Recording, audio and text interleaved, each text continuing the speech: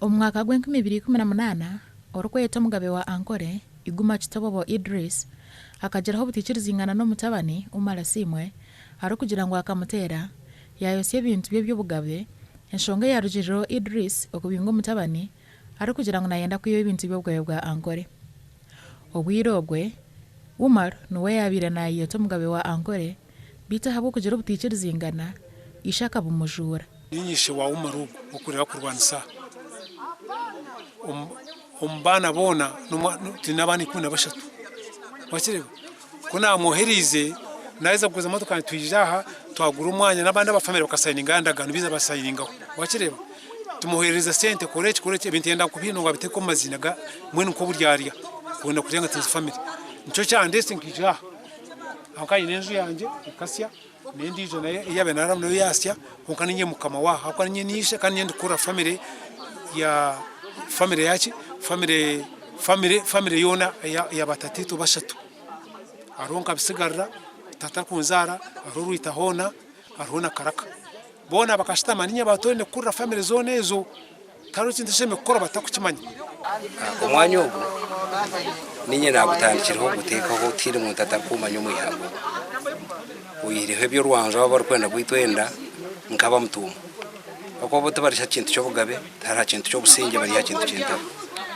ihanga rya government ryitore ya Uganderi nirigendera ahamateka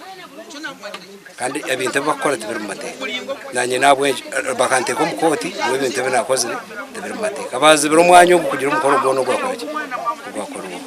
unkamuze yabo kugira ngo natambarana n'abantu abe mu Rwanda government abakirize bishano bya president bakabiteka mu case kinagambira security banyangundi nk'abantu abo kinabingire bamwe abantu abo binabingire bayikwatana muze kundu wansango abo kanyona ngakukiriza cyo babende benda habireho rushiko orubirerwe bembirwe police kurebeka ngo ekeji yazamwe buteka nabwo abanyamakuru batikirizibwe ku rweta bamwe akariyitaba arikari kariyo ha konka ukore kugira ngo ikaturo kugira abagabe mwene kwemeka abagabe so itakeri ryagiye abantu barutuye so abantu bakoye barutuyirimo bakarturamo narshi bakagura umbutamanye government kono yangu nirondoza amataka gona ga karicoro sites iri takati ya kuberiyine ownership kaberi rya government ishaka mutuyetera bunturondo bwa Ankole basanga ubuye burubwa butari umuringo kushya ubwo twatekereza banyanga turondo umugabe witu ushye ishakize yamutoreka yatujya ngo umwana nwineho akazarwa ine ibuga twamuteka wari daba na nisharuho yamutoreka twamusima twamwemeka nko mukama witu tufiteka government niza kumwishyiriza n'amatekerezo bwa bitu Umara Simwe nagera ngo isheta kamutwarizaga nko muzire okuyakutwariza umwana we abo kakakigamba kare